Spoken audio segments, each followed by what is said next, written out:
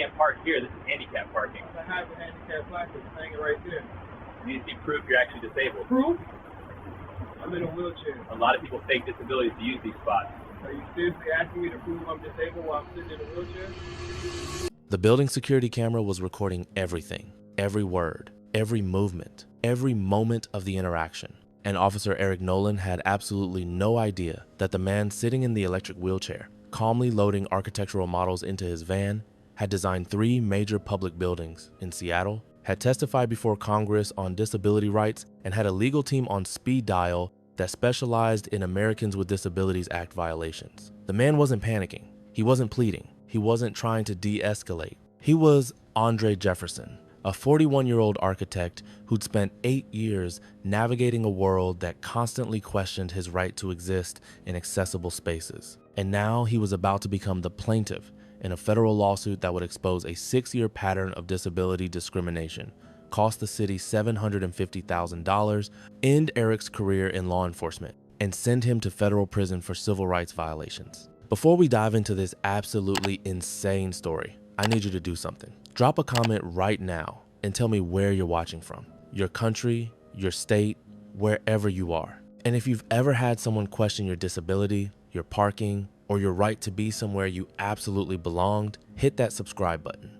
This story gets even more outrageous. You don't want to miss what happens next. Andre Jefferson was one of the most respected architects in the Pacific Northwest. He'd graduated from MIT with honors, worked for 2 prestigious firms in Boston and San Francisco, then opened his own practice in Seattle 7 years ago. His firm specialized in accessible design, creating buildings that worked for people with disabilities. He'd won multiple awards. He'd been featured in Architectural Digest. He designed 3 major public buildings in Seattle. 8 years earlier, Andre had been in a car accident on Interstate 5. A drunk driver crossed the median and hit his car head-on. Andre survived, but his spinal cord was severed at the 10 vertebra. He spent 6 months in rehabilitation, learning to live as a paraplegic. Then he went back to work with a renewed focus, making the built environment accessible for everyone. He drove a specially modified van with a wheelchair ramp that deployed from the side. He used a high-end electric wheelchair for mobility. He had a state-issued disabled parking placard that hung from his rearview mirror. He had disabled license plates. He had every legal right to park in handicapped spaces. That Tuesday afternoon, he had a 3 o'clock meeting with a potential client. A developer wanted to build a mixed-use complex and needed an architect who understood accessibility requirements. Andre had parked in one of 4 handicapped spaces directly in front of the building at 2 o'clock, giving himself an hour to unload his materials and prepare. His presentation required physical architectural models and material samples. He'd arrived early, deployed his wheelchair ramp, rolled out in his electric wheelchair, and opened the rear doors of his van. He was in the process of carefully transferring models from the van into his wheelchair storage basket and onto a rolling cart when a police car pulled up behind him. Officer Eric Nolan was 32 years old with 6 years on the Seattle Police Department. He'd been assigned to parking enforcement for the past 2 years after multiple complaints about his conduct during street patrols. His job was to monitor parking violations in the downtown area. When Eric saw the van in the handicapped space with a black man moving items around it, something triggered in his mind. He didn't process the electric wheelchair. He didn't process the deployed ramp. He didn't process the disabled plates. He saw what he wanted to see. Someone he assumed was abusing handicap parking.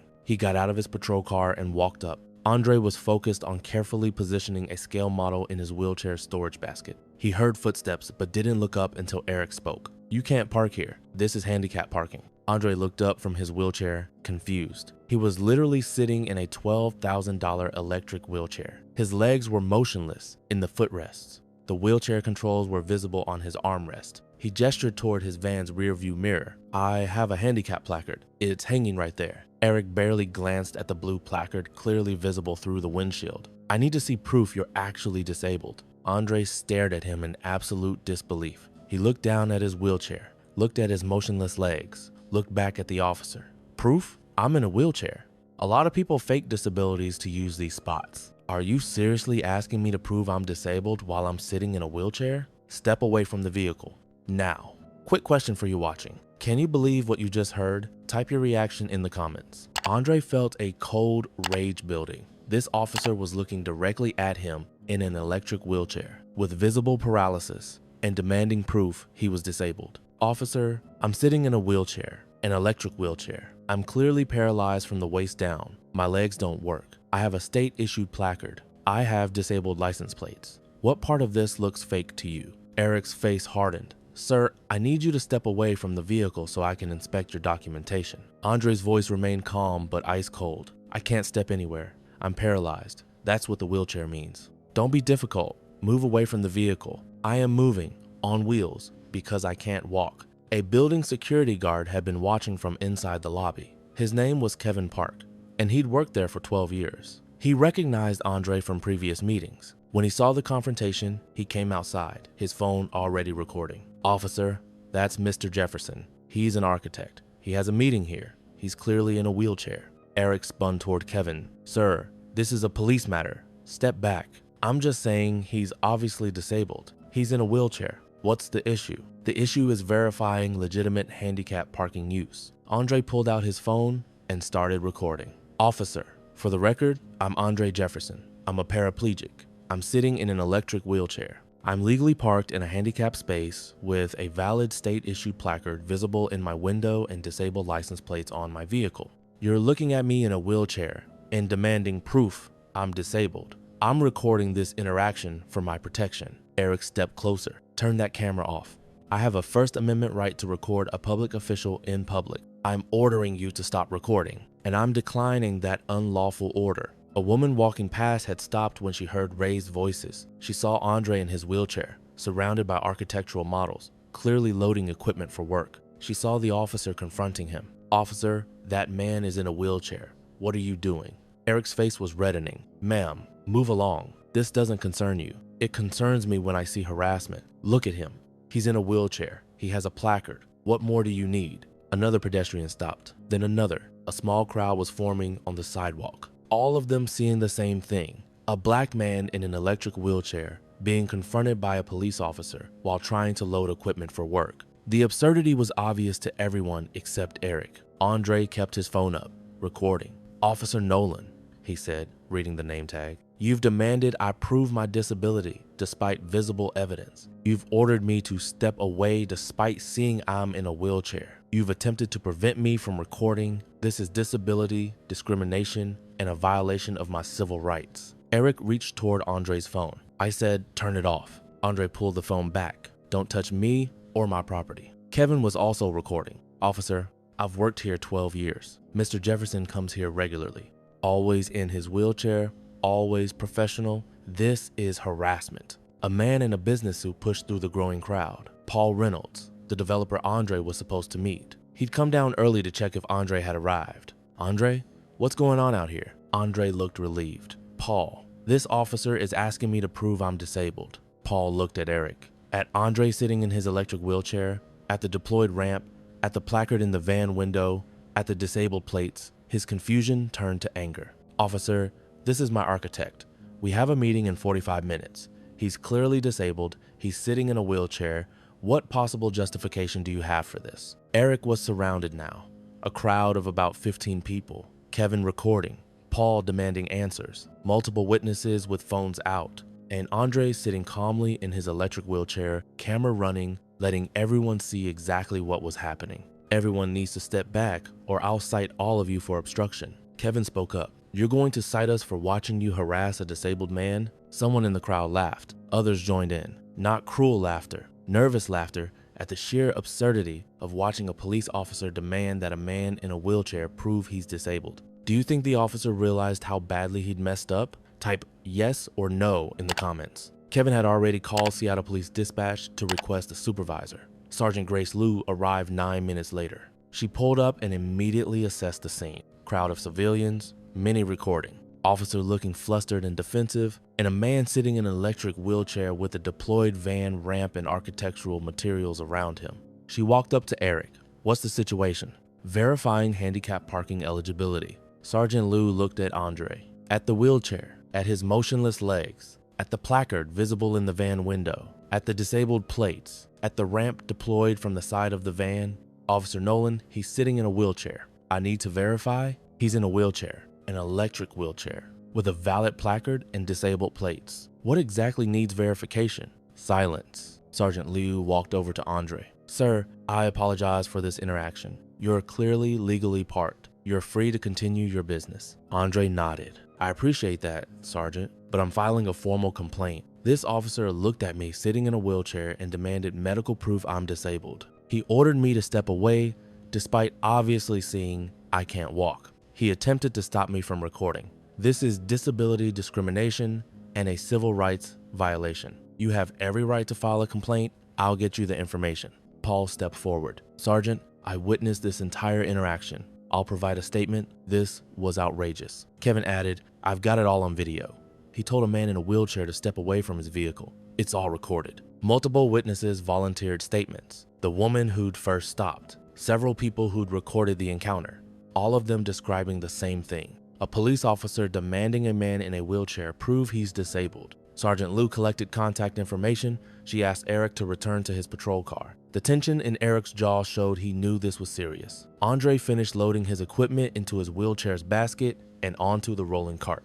Paul helped him with the last few models. Then Andre rolled up the building's accessible ramp into the lobby, his dignity intact despite Eric's attempt to humiliate him. Eric sat in his patrol car, watching, finally understanding the magnitude of his mistake. He'd confronted a man in a wheelchair, demanded proof of disability, ordered him to step away when he clearly couldn't walk, all on camera, in front of witnesses, with no justification whatsoever. His career was over. He just didn't know yet how completely. The meeting went well. Andre and Paul discussed the project for 2 hours. Paul was even more impressed after witnessing Andre's composure during the confrontation.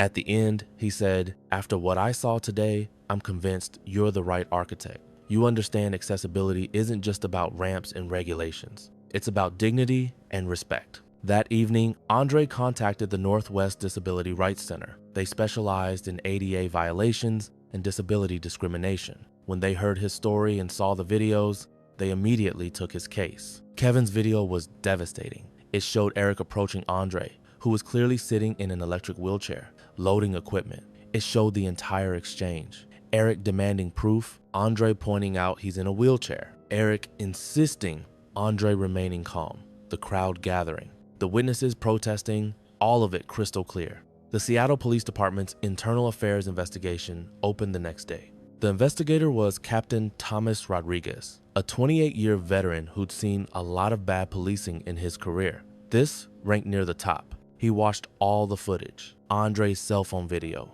Kevin's video, the building security camera footage. Every angle showed the same thing. An officer looking directly at a man in an electric wheelchair and demanding proof he was disabled. But Captain Rodriguez didn't stop there. He pulled Eric's complete service record, and what he found was deeply troubling. Over 6 years, Eric had issued 83 handicap parking citations. That number alone wasn't alarming. What was alarming was the contest rate. 47 of those citations had been contested in administrative hearings. That was a 57% contest rate. The department average was 12%. Even more damning, 39 of those contested citations were dismissed after hearing. The hearing officers found no violation had occurred. Eric had issued citations to people who were legally parked with valid documentation. The pattern was clear. Eric was overzealous in enforcing handicap parking rules and frequently wrong. But it was worse than that. Captain Rodriguez analyzed the demographics of Eric's citations. Of the 83 citations Eric had issued, 64 were to minorities, 77%.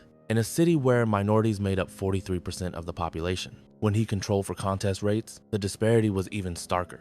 White drivers who received Eric's citations contested them 18% of the time. Minority drivers contested them 72% of the time. That suggested Eric was citing white drivers who were genuinely in violation, but citing minority drivers who had proper documentation. Captain Rodriguez also found 12 previous complaints specifically about Eric's conduct during handicap parking enforcement. Not complaints about citations themselves, but complaints about how Eric conducted the enforcement. Complaints about demanding additional proof beyond state-issued placards. Complaints about questioning the legitimacy of visible disabilities. Complaints about making offensive comments. Complaints about racial profiling. All 12 complaints had been dismissed as insufficient evidence or marked counseling provided. No discipline, no pattern recognition, no intervention. Captain Rodriguez did what the previous investigators should have done. He tracked down the complainants from those previous cases and interviewed them. He interviewed Robert Jimenez, a Hispanic Marine Corps veteran who'd lost his right leg below the knee in Afghanistan. Robert had been stopped by Eric 3 years earlier. Eric had accused him of using someone else's placard. Robert was wearing shorts. His prosthetic leg was clearly visible. Eric had demanded Robert prove the placard belonged to him by showing documentation of his amputation. Robert filed a complaint. It was dismissed as insufficient evidence because there was no video. He interviewed Susan Tanaka, an Asian woman with multiple sclerosis. She'd been stopped by Eric 2 years earlier. Eric told her she didn't look disabled and questioned why she needed a handicap space when she could walk into the building. Susan explained that MS causes severe fatigue and pain, and that her disability wasn't always visible. Eric gave her a citation anyway. She contested it. The hearing officer dismissed it. Her complaint about Eric was marked counseling provided. He interviewed Jerome Williams, a black man with cerebral palsy. Eric had stopped him 18 months earlier. Eric demanded Jerome walk a straight line to prove he actually needed the handicap space. Jerome's cerebral palsy affects his gait imbalance. He tried to explain this. Eric accused him of being drunk and threatened to arrest him for DUI. A supervisor arrived and let Jerome go. Jerome's complaint was dismissed as no misconduct found. Each story was worse than the last. Each showed Eric making assumptions about what disability looked like and refusing to accept that disabilities are diverse. Each showed him targeting people who happened to be minorities. Captain Rodriguez documented every case. He showed how the pattern had been visible for years if anyone had been looking. He showed how each dismissed complaint had been treated in isolation without anyone asking whether this officer might have a deeper problem. Captain Rodriguez's report was 78 pages long. His conclusion: Officer Nolan demonstrates a pattern of disability discrimination, racial bias, and fundamental misunderstanding of the Americans with Disabilities Act. His harassment of Mr. Jefferson, a paraplegic architect sitting in an electric wheelchair, asking him to prove his disability, represents not an isolated incident, but the continuation of 6 years of civil rights violations. His recommendation: immediate termination and referral to the Department of Justice for possible federal civil rights charges. Eric was fired within 72 hours of the incident. The Seattle police chief held a press conference announcing the termination and apologizing to Andre and the disability community. But the consequences didn't stop there. The Department of Justice did investigate.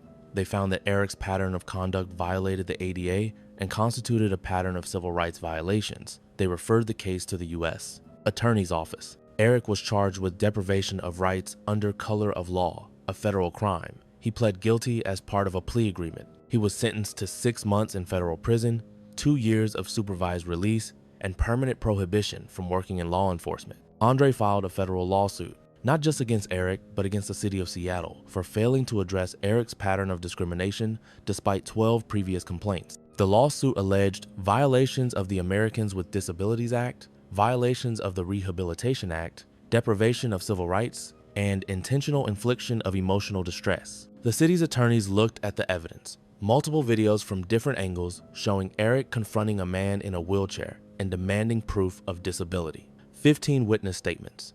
Eric's 6-year pattern of discrimination. 12 dismissed complaints that should have triggered action. A plaintiff who was a respected architect with impeccable credibility. They settled in 8 weeks, $750,000. But the settlement required far more than money. The reforms included mandatory ADA training for all officers, specific training on disability rights and parking enforcement, quarterly audits of handicap parking citations to identify discriminatory patterns, creation of a disability rights liaison position within the department, and implementation of a policy requiring supervisory review of any complaint related to disability discrimination. The settlement also required the Seattle Police Department to publicly release data on all handicap parking citations for the previous 10 years, broken down by officer, location, and race of the cited individual. The city initially resisted the data release. Their attorneys argued it would expose officers to harassment. Andre's response was simple: transparency creates accountability. If officers are enforcing the law fairly, they have nothing to hide. The city accepted the terms. If you think this settlement was justified, type justice in the comments. The settlement press conference was covered by every disability rights organization in the country. Andre rolled up to the podium in his electric wheelchair. "I'm a successful architect. I drive a modified van. I use an electric wheelchair. I have every legal accommodation I need. And a police officer looked at me sitting in my wheelchair and asked me to prove I was disabled. Not because I lacked documentation, not because I was parked illegally, but because he made assumptions based on my skin color that overrode the visible evidence right in front of him. He paused, looking directly at the cameras. I'm fortunate. I know my rights. I had witnesses. I had video. I had the resources to fight back. But the Department of Justice investigation found 12 other people who Officer Nolan harassed. People who didn't fight back. People who just accepted the citation and paid the fine because they didn't know they could challenge it. Those are the people I'm thinking about. That's why this case matters. The press conference went viral. Kevin's video was viewed 35 million times in the first 2 weeks. People were outraged. A police officer looking at a man in a wheelchair and demanding proof he's disabled. The visual was undeniable. The discrimination was obvious. The comment sections exploded. People with disabilities shared their stories, being told they didn't look disabled, being questioned about their parking, being asked to prove their conditions, being treated as frauds until they could provide documentation. The hashtag #DisabledWhileBlack trended for 5 days. People shared experiences of facing both racism and ableism simultaneously. Disability rights organizations used Andre's case to launch a national campaign. The image of Andre in his wheelchair, calmly loading equipment while being harassed, became iconic. What more proof do you need? The campaign posters asked. The security camera footage became required viewing in police academies. It showed exactly what not to do. How assumptions about disability can lead to discrimination, how failure to recognize obvious accommodations can constitute civil rights violations, how bias can blind people to evidence right in front of them. The Seattle Police Department implemented all required reforms. The handicap parking citation data was made public on a dedicated website. Anyone could search by officer, by year, by location, by outcome. Complete transparency. The patterns that emerged were shocking, but not surprising to disability advocates. Over 10 years, minority disabled drivers have been cited at rates 2.7 times higher than white disabled drivers. Citations against minorities were contested at rates 84% higher and dismissed at rates 63% higher. The data revealed 15 officers with patterns similar to Eric's. 4 were terminated, 6 were reassigned, 5 received final warnings. Once the patterns were visible, once there was accountability, the behavior changed. In the first year after the settlement, discriminatory citation patterns decreased by 46%. The disability community noticed immediately. Andre continued his architecture practice with renewed purpose. The project with Paul won a National Design Award. Andre became a sought-after consultant on disability rights and law enforcement. He testified before Congress. He joined the board of the Northwest Disability Rights Center. Eric served his 6 months in federal prison. When released, he found work doing data entry for $18 an hour. He lost his apartment. His wife divorced him. His parents were ashamed. His friends abandoned him. He tells himself he was just doing his job. But late at night, he knows the truth. He looked at a black man in a wheelchair and his bias was so strong, he demanded proof of a disability he could literally see. And it cost him everything. Andre still drives the same modified van, still uses the same electric wheelchair. The video of him calmly loading equipment while being harassed is now used in disability rights training worldwide. The impact of Andre's case rippled across the country for years. Within 6 months, 23 cities had implemented similar transparency requirements for handicap parking enforcement. Police departments in Los Angeles, Chicago, Boston, and Atlanta created disability rights training programs modeled on Seattle's reforms. The International Association of Chiefs of Police invited Andre to speak at their annual conference. Over 5,000 police executives heard him tell his story, heard him describe sitting in his wheelchair, loading equipment, and being told to prove he was disabled. The room was silent when he finished. The applause lasted 3 minutes. The video became a case study, not just in police misconduct, but in how bias can override visible evidence. Psychologists used it to teach about confirmation bias. Sociologists used it to teach about intersectionality. Medical schools used it to teach about ableism in society. Andre's architecture firm grew significantly. Clients specifically sought him out after seeing his story. They wanted an architect who understood accessibility as a civil right, not a checkbox. His firm hired 3 additional architects, 2 of whom had disabilities themselves. He designed a new Seattle Public Library branch that became a national model. Every element was designed for universal access. The American Library Association gave it their highest accessibility award. Visitors never noticed the accessibility features because they were integrated so seamlessly. That was the point. He consulted on a major transit expansion project, ensuring new light rail stations were truly accessible. Not hidden elevators, not afterthought ramps, dignity-preserving design from the start. His personal life changed too. He met Jennifer, a wheelchair user and civil rights attorney, at a disability rights conference. They bonded over shared experiences and a shared commitment to change. They married 2 years after his case settled. Together, they became one of the most influential disability rights couples in the country. They testified before state legislatures. They wrote op-eds for national publications. They appeared on news programs. They became the public face of disability rights advocacy. Kevin, the security guard who recorded the confrontation, also became an advocate. He'd worked building security for 12 years and had seen Andre visit dozens of times. When he heard Eric demanding proof from a man in a wheelchair, he knew he needed to record. His video made the case undeniable. He was invited to speak at security training conferences about being an active bystander, about documenting injustice, about standing up even when it's uncomfortable. Paul, the developer, made accessibility a core value of his company. Every project had to exceed minimum requirements. He hired Andre's firm as consultants on all major developments. He established a fund to help small businesses improve accessibility. The viral video changed him, made him see discrimination he'd never noticed before, made him understand his privilege in never thinking about steps, doors, or parking. Eric's post-prison life was one of complete collapse.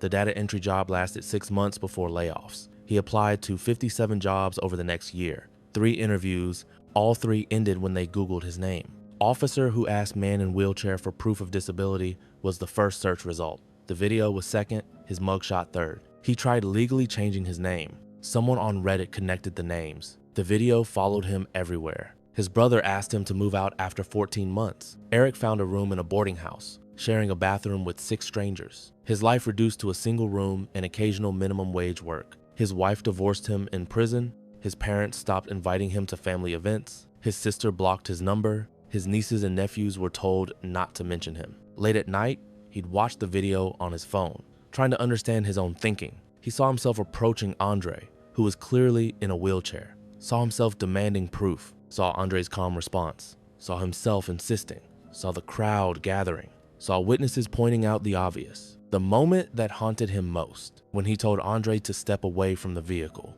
Andre was in a wheelchair. How was he supposed to step? What had Eric been thinking? He knew the answer. He hadn't been thinking. He'd been assuming fraud, assuming abuse, assuming a black man in a nice van didn't belong in that parking space. His assumptions were so strong, they overrode the wheelchair right in front of him. Sometimes he told himself it was one mistake, but then he'd remember the internal affairs report, 12 other victims, 83 citations with a 57% contest rate, 6 years of targeting minorities. It wasn't one mistake, it was a pattern Andre exposed. The video lived forever online. Students watched it in college courses. Activists shared it at protests. Disability organizations used it in their materials. The image of Andre in his wheelchair, calmly loading equipment while Eric demanded proof, became iconic. Andre never intended to be a symbol. He just wanted to park and prepare for his meeting. But Eric's discrimination forced him into the spotlight. Andre used that spotlight to create change. 10 years later, Andre spoke at a national disability rights conference. 2,000 people in the audience, many in wheelchairs, many with invisible disabilities, many who'd been questioned and doubted throughout their lives. 10 years ago, I was loading equipment for a meeting. I was sitting in my wheelchair, and a police officer looked at me and asked for proof I was disabled. Not because my placard was missing, not because I lacked documentation, but because his assumptions were stronger than the evidence in front of him. The audience was silent. That officer lost everything: his job, his freedom, his future. But disabled people across this country still face discrimination every day. We won one battle. The war continues. More silence, so keep fighting, keep recording, keep filing complaints, keep demanding dignity. Because every time we refuse to accept discrimination, we create change. Every time we stand up, we move closer to a world where a man in a wheelchair doesn't have to prove he's disabled. The standing ovation lasted 5 minutes. Many in the audience were crying. Andre Jefferson, 41 when he was told to prove his disability while sitting in a wheelchair, 51 now, still an architect,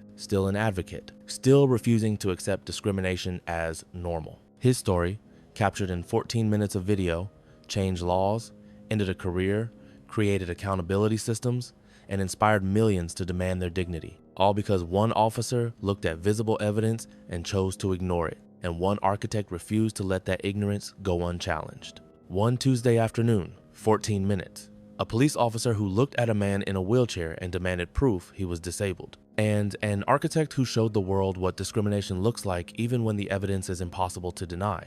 If this story made you think about the assumptions we make about disability, share it. Hit subscribe for more stories about accountability. Drop a comment. Have you ever had your disability questioned while it was visibly obvious? Tell your story. See you in the next one.